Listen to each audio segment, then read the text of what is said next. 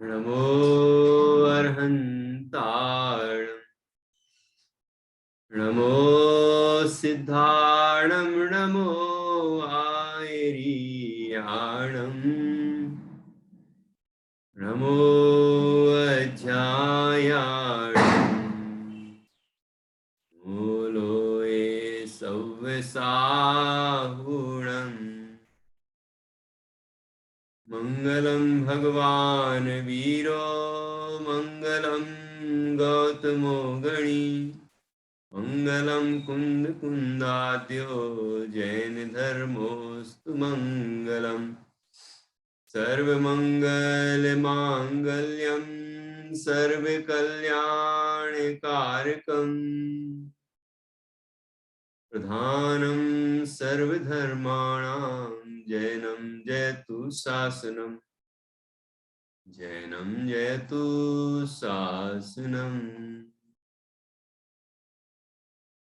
इंद्रसद्वन्द्याणं त्रिभुवन, इद मधुर विशद वक्ताणम्, अन्तातीत गुणाणम्, नमो जिणाणं जिद भवाणम्,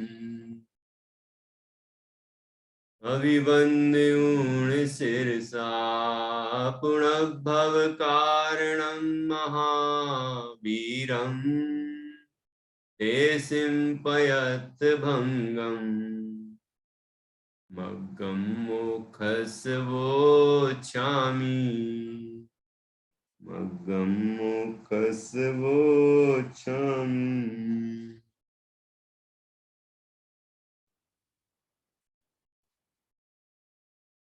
आचार्य श्री कुंद कुंद देव द्वारा रचित यह पंचास्तिकाय संग्रह परमागम है। इसका दूसरा अधिकार, जिसे द्वितीय श्रुति स्कंध कहा गया है, जिसमें 9 पदार्थ का स्वरूप बता के फिर मोक्ष मार्ग का स्वरूप भी बताया गया है। ऐसा कह सकते हैं कि एक महाअधिकार में 2 अधिकार हैं, एक 9 पदार्थ अधिकार और बाद में फिर मोक्ष मार्ग अधिकार। इसलिए इसका अलग से मंगलाचरण भी है। ये द्वितीय श्रुति स्कंध से कहा गया है, द्वितीय अध्याय को,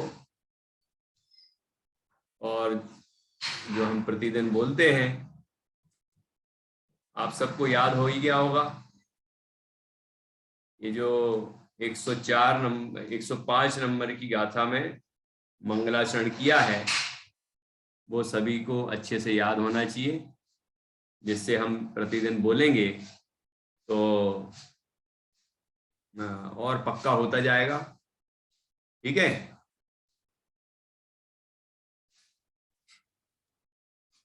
तो यहाँ 9 पदार्थों में से प्रकरण चल रहा है जीव पदार्थ का।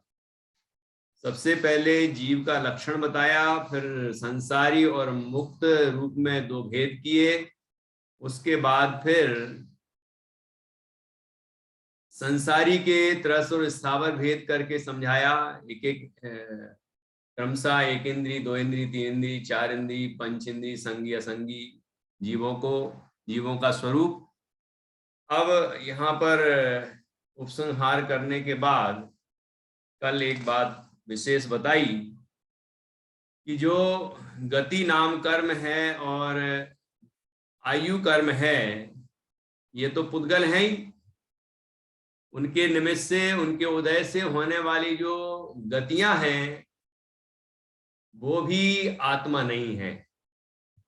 जो शरीर की रचना है वो तो पुद्गल है ही, लेकिन जो आत्मा के प्रदेशों का जो आकार होता है उस पर्याय रूप, वह विभाव व्यंजन पर्याय होने से आत्मा का स्वभाव नहीं है, विभाव ही है। इसलिए अनात्मपना दर्शाया। ठीक है। अब अभी तक जो जीव का स्वरूप बताया गया है उस कथन का यहाँ उपसंहार करते हैं और 120 नंबर की गाथा है जिसमें उपसंहार किया है। इसके बाद कुछ विशेष कथन यहाँ आगे जीव के संबंध में आएंगे। 121वीं गाथा, 122वीं गाथा, फिर 123वीं गाथा के साथ यह अधिकार मतलब जीव का स्वरूप बताने वाला जो प्रकरण है वह पूर्ण हो जाएगा और अजीव का व्याख्यान प्रारंभ होगा। ठीक है, तो चलिए 120वीं गाथा।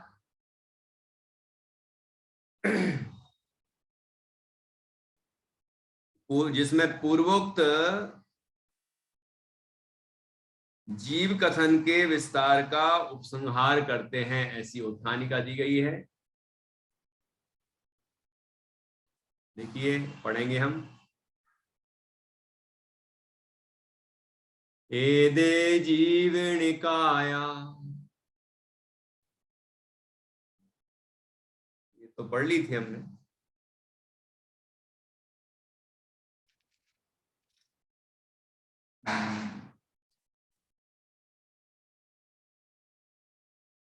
एक 120 भी हो गई थी ना कल?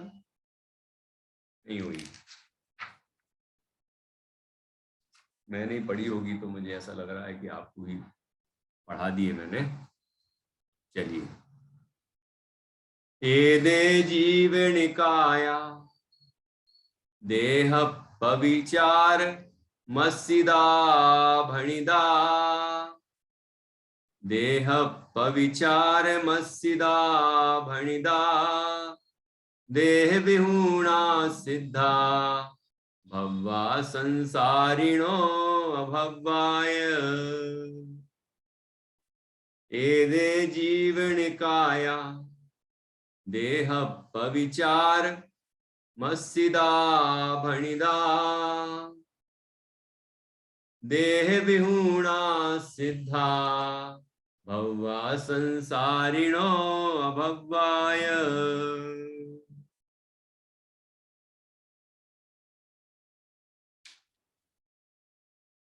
एदे जीव निकाया, इस प्रकार जीव निकाय, जैसे वहां पर देव निकाय आया था ना, तो वो 4 निकाय के देव होते हैं। तो जीव निकाय मतलब इस तरह जीव का निकाय मतलब जीव का जो जितना समूह है, जीव जितने तरह के हैं वो सब यहां तक बता दिए गए। उपसंहार की गाथा है।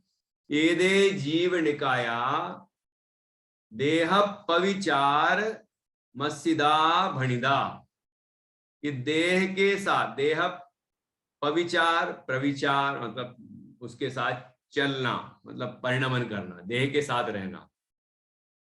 मस्सिदा आश्रित, देह के साथ या देह के आश्रित परिणमन करना, ऐसा भणिदा अर्थात कहा गया है। संसार अवस्था में जीव देह के साथ विचरण करता है, यहां वहां अन्य अन्य गतियों में भ्रमण करता है। देह विहूणा सिद्धा, और देह से रहित कौन होते हैं मैत्री? सिद्ध भगवान। अच्छा, भव्वा संसारिणो अभव्वाय, और संसारी जीव भव्य और अभव्य दोनों तरह के भी होते हैं। ठीक है, तो कितनी बातें बता दी इस गाथा में?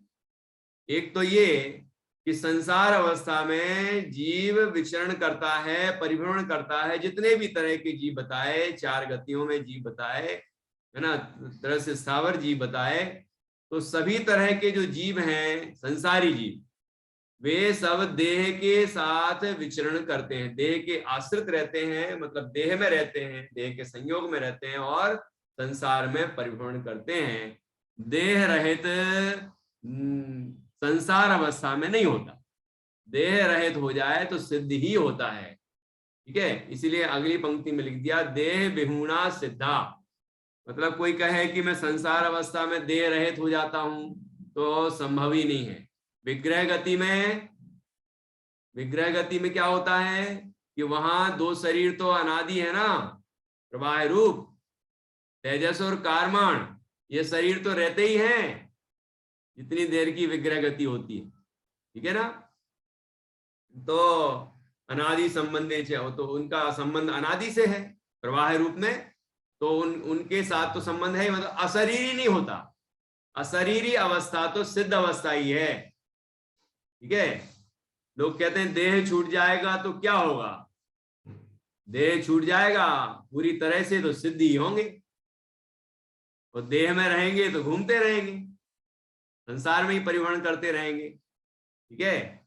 देह विहुणा सिद्धा, देह से रहित होते हैं सिद्ध भगवान, और भव्वा संसारिणो अभव्याय, संसारी जीव भव्य और अभव्य के भेद वाले भी होते हैं।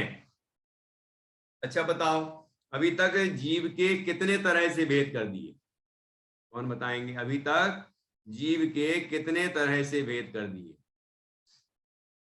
संगीता जी बताइए, अभी तक कितने तरह के भेद कर दिए हैं जीव के इस पूरे प्रकरण में? ख्याल आ रहा है? शुरू से? हाँ, शुरू से तो बताना पड़ेगा। गुण पर्यायवत ये वाला? अरे जीव के भेद, द्रव्य गुण पर्याय तो सभी द्रव्यों को होते। इस प्रकरण में जो जीव का प्रकरण चल रहा है, 9 पदार्थों में जीव पदार्थ का वर्णन चल रहा है ना, उसमें बताना है।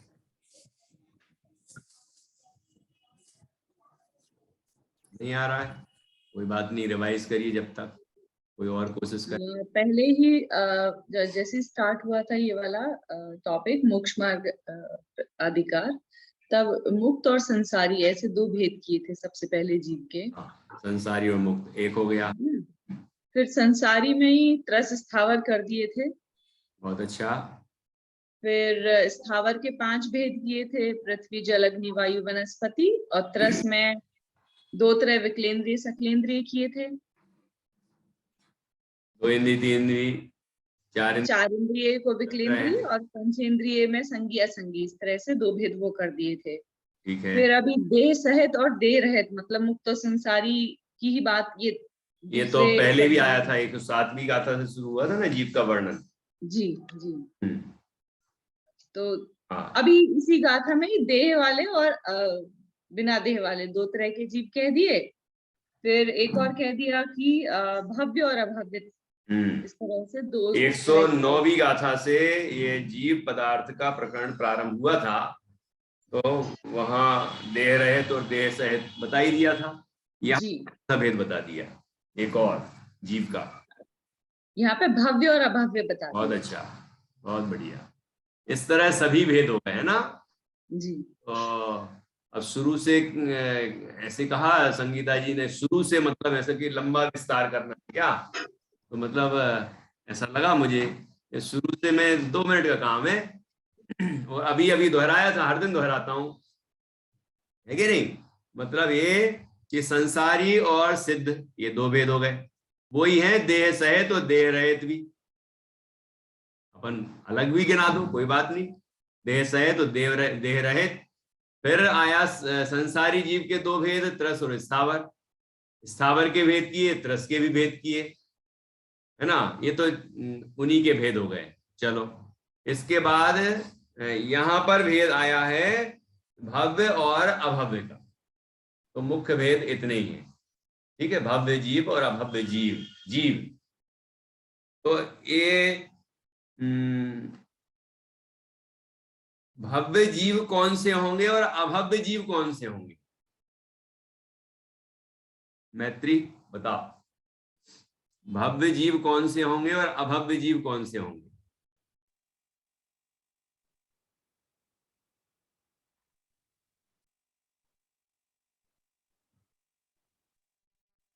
भैया जी भव्य जीव है।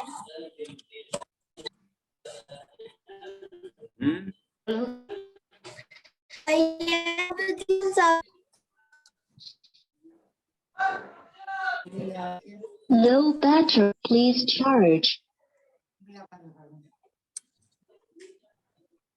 Network problem.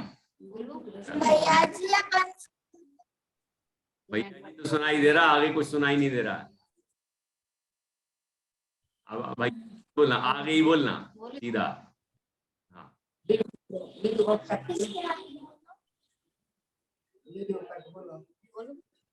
भैया जी अपन सब भव्य जीव हैं। Please charge. अरे तो भव्य जीव कौन है, अभव्य जीव कौन है, ये पूछ रहा हूं मैं। चलो उषा जी बताएंगी। जी भव्य जी किसे भैया कहते जी। हैं, भव्य किसे कहते हैं? जो जिसमें मोक्ष जाने की योग्यता है, सिद्ध बनने की, वो भव्य है। बहुत बढ़िया। जी। भव्य जो जिसमें नहीं है योग्यता मोक्ष जाने की, वो अभव्य है। बहुत बढ़िया। अच्छा, जो अभव्य है उसको सम्यक दर्शन की योग्यता है कि नहीं? नहीं है। क्यों? क्योंकि उसमें योग्यता ही नहीं है, उसमें सोचने विचारने की। सोचने विचारने की योग्यता कैसे नहीं है? कोई संगी पंचेंद्री होगा तो सोच सकता है ना। 11 अंग और 9 पूर्व का पाठी भी हो पूर्व का सकता ज्ञान, है। हाँ हो सकता है, मिथ्या दृष्टि। मैंने आपने जो जवाब दिया ना उसी में से ये क्रॉस क्वेश्चन किया है। जी। कौन सा आया मेरे प्रश्न का उत्तर क्या होना है? जिस जीव को एक बार सम्यक दर्शन प्राप्त हो जाता है, उसका अर्धपुद्गल परावर्तन ही शेष रहता है, तो वो भव्य होता है। तो जो जीव अभव्य है उसको मतलब नक्की है कि उसको सम्यक दर्शन प्राप्त कभी होगा ही नहीं। होगा ही नहीं। बहुत बढ़िया। मतलब है कि मोक्ष मार्ग भी नहीं होगा, क्योंकि मोक्ष नहीं होगा तो मोक्ष मार्ग कैसे हो जाएगा?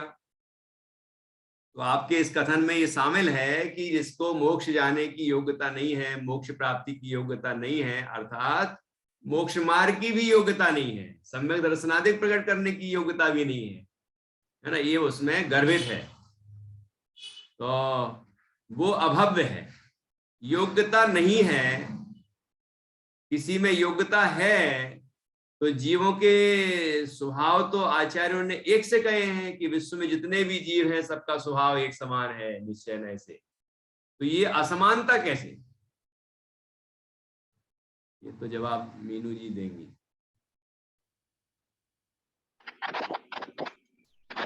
ये भी पारिणामिक भाव है, तो इसीलिए है, तो ये भी पारिणामिक भाव कि भव्यत या अभव्यत, तो उस अपेक्षा से समानता है, पारिणामिक भाव ही अभव्यत का है। तो फिर पारिणामिक भाव है तो भव्यत्व और अभव्यत्व, किसी में भव्यत्व पारिणामिक भाव है, किसी में अभव्यत्व पारिणामिक भाव है, तो अंतर हो गया ना। स्वभाव मतलब ऐसा स्वयं से ही है, कोई इसमें कोई कर्म या कोई तो पारिणामिक भाव है, तो मतलब ये नापी है स्वयं से ही, स्वभाव जिसे कहेंगे। नहीं तो शुद्ध मतलब निश्चय न से तो सभी जीव समान है, तो कोई भव्य और कोई अभव्य ऐसा कैसे? शुद्ध निश्चय से तो संसारी और सिद्ध भी समान ही है। तो भव्य और अभव्य फिर ये भेद कैसे?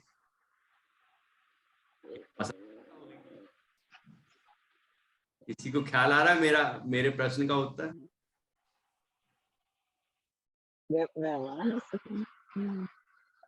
व्यवहार नहीं से, हाँ हाँ, व्यवहार नहीं से, क्योंकि भेद कर रहे हैं हमने, तो व्यवहार नहीं का कथन है। व्यवहार नहीं से भव्य अभव्य, ये दो मतलब व्यवहार नहीं से भव्य अभव्य है, निश्चय नहीं से, क्योंकि व्यवहार नहीं भेद कर रहा है, अदरवाइज तो मतलब भव्य अभव्य का भेद किया, ये भेद। हाँ हाँ, ये भेद। तो कौन सी दृष्टि से देखें कि ये भेद नहीं दिखे?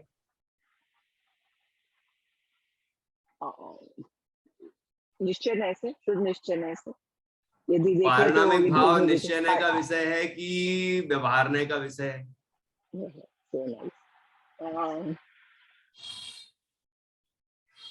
द्रव्य संग्रह में इस पर बहुत गहरा विश्लेषण किया है, जहाँ ये विषय आया है ना, काफी इस पर चर्चा है।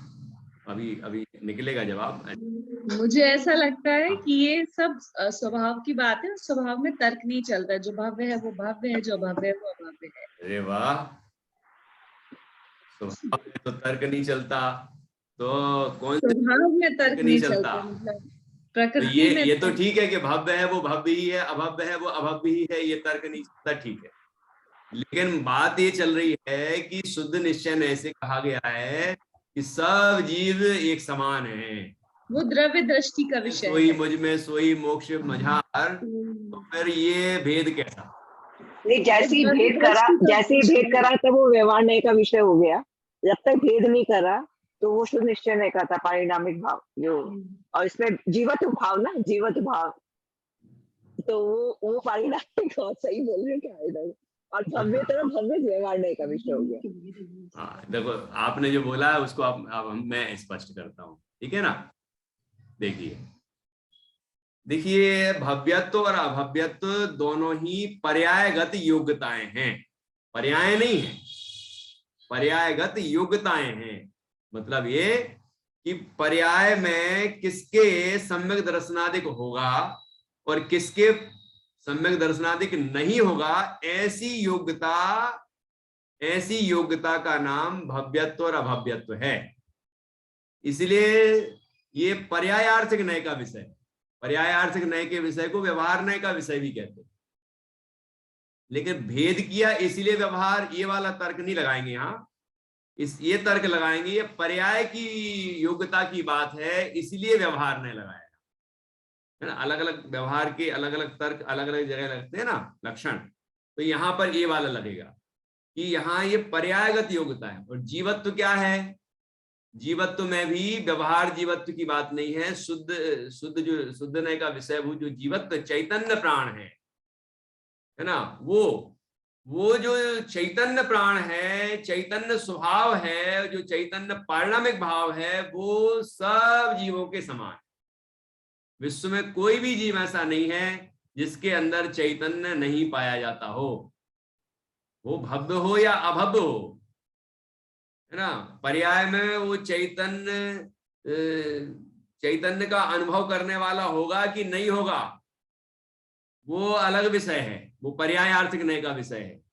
लेकिन द्रव्यार्थिक नय का विषय ये है कि प्रत्येक जीव चैतन्य लक्षण वाला है, चैतन्य स्वरूप है, उपयोग लक्षण वाले हैं, है ना। इस दृष्टि से सब जीव समान हैं।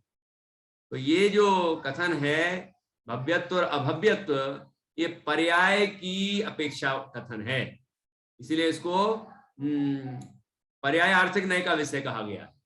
और ये जो पारिणामिक भाव है ये पर्याय में योग्यता प्रकट होगी कि नहीं होगी उस अपेक्षा है। और यहाँ जो जीवत्व में भी दो भेद कर दीजिए, व्यवहार जीवत्व और निश्चय जीवत्व, अभी चर्चा आएगी भी। ये व्यवहार जीवत्व किसे कहना कि चार प्राणों से जीता है वह जीव है, ये व्यवहार नय का कथन, ठीक है। एक काले चदुपाणा नित्य, देखो नित्य चमक गई। हाँ बोलो। टिक्काले चतुपाड़ा इंद्रिय पाड़ोए व्यवहारा सो जीवो बहुत बढ़िया। देखो कैसे टिक्काले सुनते ही कितना उत्साह आया, बहुत बढ़िया। तो देखिए इसमें ये बताया गया है कि चार प्राणों से जीव जीता था, जीता है और जिएगा, यह व्यवहार नय से कहा गया है जीव। लेकिन निश्चय नय से चेतना जैसे चेतन स्वरूप है वही जीव है, ठीक है ना। तो इस तरह से यहाँ पर समझना है हमें कि यहाँ पर जो भव्यत्व और अभव्यत्व भेद किए हैं संसारी जीवों के, तो वो पर्याय की अपेक्षा है। और सिद्ध जीवों में सिद्ध जीव कौन है? भव्य है कि अभव्य? तो होने का सवाल ही नहीं है। भव्य है कि नहीं सिद्ध भगवान? निधि जी कुछ कह रही हैं, भव्य है कि नहीं सिद्ध भगवान? भव्य हो चुके हैं, उसके बाद वो सिद्ध बने हैं, मतलब वो भव्य भव्य इन सब जो कहते हैं विशेषताओं से परे हो गए हैं, इन पर्यायों से परे हो चुके हैं। तो कोई पर्यायों से परे नहीं है, और मतलब कोई पर्यायों से परे हो गए, ऐसा है? मतलब भव्यता एक योग्यता थी जो उन्होंने पूर्ण की, 14वें गुण बढ़िया, ये जवाब चाहिए था कि जी, भव्यता जो योग्यता थी वह प्रकट हो गई। प्रकट हो गई। मैंने डॉक्टर साहब से, मतलब छोटे दादा से पूछा था एक बार, जब मैं विद्यार्थी था, वो ऑफिस में जा रहे थे, और हम लोग विद्यार्थी तो जिज्ञासु होते, तो कभी मना नहीं करते थे, कहीं भी जा रहे हो, कुछ भी कर रहे हो, तो मैंने पूछा, दादा सिद्ध भगवान भव्य है कि अभव्य? तो होनी नहीं है, लेकिन भव्य है कि नहीं है? तो कहते हैं भव्यता का फल प्रकट हो गया है, वो भव्यता का फल है। तो जब फल प्रकट हो गया तो भव्य कैसे कहेंगे उनको? प्रकट होने की, मोक्ष प्रकट करने की योग्यता को भव्य कहते हैं। जिसमें योग्यता हो वो योग्यता प्रकट हो गई, इसलिए वो अब भव्य नहीं कहे जाएंगे सिद्ध भगवान, वो क्या कहे जाएंगे? हो चुके हैं, वो भव्यता का फल है, प्रकट हो गया, मोक्ष हो चुका है उनको।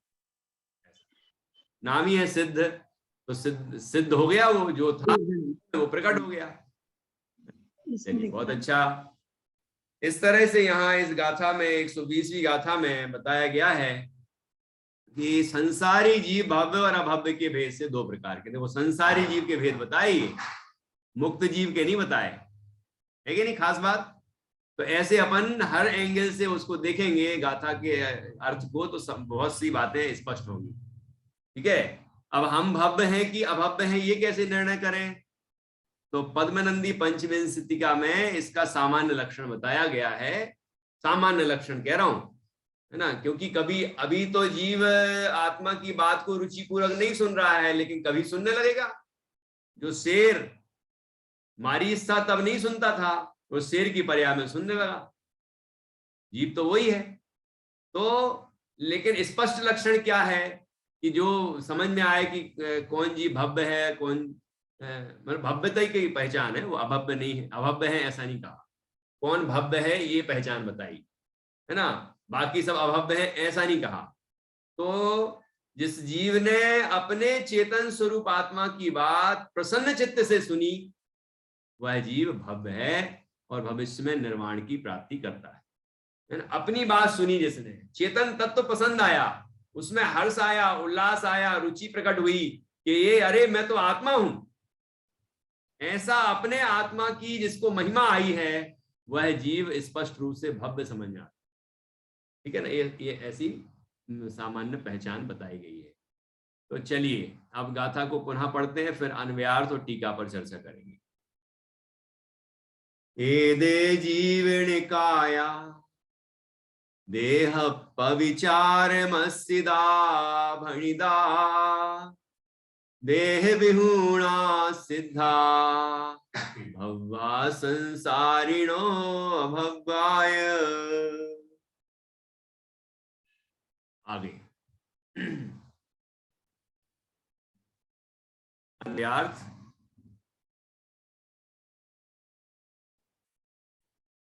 यह जीव निकाय देह में वर्तने वाले अर्थात देह सहित कहे गए हैं। यह जीव निकाय मतलब जीव समूह, निकाय का मतलब होता है समूह, जीवों के समुदाय की जो बात की ना, ये संसारी जीवों की बात की। तो यह जीव निकाय देह में वर्तने वाले अर्थात देह सहित कहे गए हैं। जीव निकाय में सभी आ गए, और उनमें जो देह सहित कहे गए हैं वो संसारी हैं, और देह रहित ऐसे सिद्ध हैं। ठीक है, दोनों तरह के जीव निकाय है। जीव निकाय में तो सभी आ गए, सारे जीव। उनमें दो तरह के हो गए, जो देह सहित हैं वे संसारी हैं, जो देह रहित हैं वे सिद्ध हैं।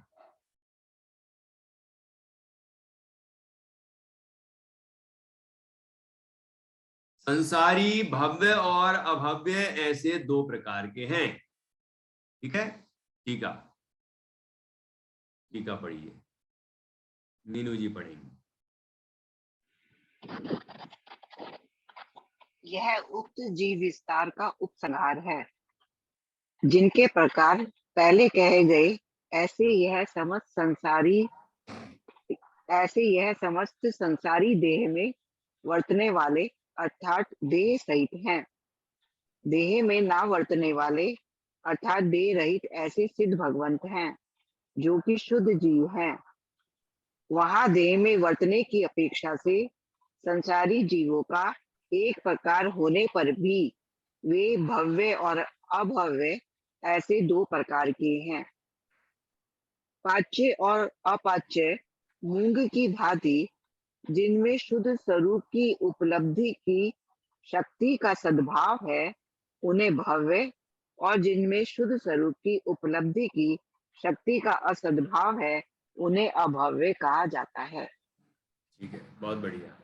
देखिए यहाँ पर कुछ उदाहरण देके भी अपनी बात समझाई गई है। यह उक्त अर्थात पहले कहे गए जीव विस्तार का उपसंहार है। 109वीं गाथा से जो कथन चला आया है उसका ये उपसंहार है, निचोड़ है, निष्कर्ष की बात है। अब यहाँ पर समापन कर रहे हैं इस प्रकरण का। तो कह रहे हैं जिनके प्रकार पहले कहे गए ऐसे यह समस्त संसारी विश्व में जितने भी संसारी समस्त संसारी देह में वर्तने वाले अर्थात देह सहित हैं। ठीक है, संसारी जीव तो कोई भी हो सब देह में ही रहेंगे, देह में वर्तने वाले ही रहेंगे। ठीक, देह में नहीं वर्तने वाले अर्थात देह रहित ऐसे सिद्ध भगवंत हैं जो कि शुद्ध जीव हैं, शुद्ध जीव हैं। ठीक है ना, अर्थात क्या कि जैसा शुद्ध जीव स्वभाव से है वैसा वहां सिद्ध अवस्था में पर्याय में भी प्रकट हो गया तो वो शुद्धात्मा है। देखो, एक स्वभाव से शुद्धात्मा और एक पर्याय में भी शुद्धात्मा, तो वो दोनों तरह से शुद्धात्मा हो गए। स्वभाव से तो सभी शुद्धात्मा हैं लेकिन वो पर्याय में भी शुद्धात्मा हो गए। ख्याल में आएगी नहीं? इसीलिए शुद्धात्मा शब्द मिले तो सभी जगह एक ही अर्थ मत लगा लेना कि अपनी बात है। देखो, अपनापन आना, अपनी बात आना, नजर आना अच्छी बात है, सही है, लेकिन वहां सिद्ध यदि अर्थ है तो सिद्ध अर्थ करना चाहिए। ठीक है ना,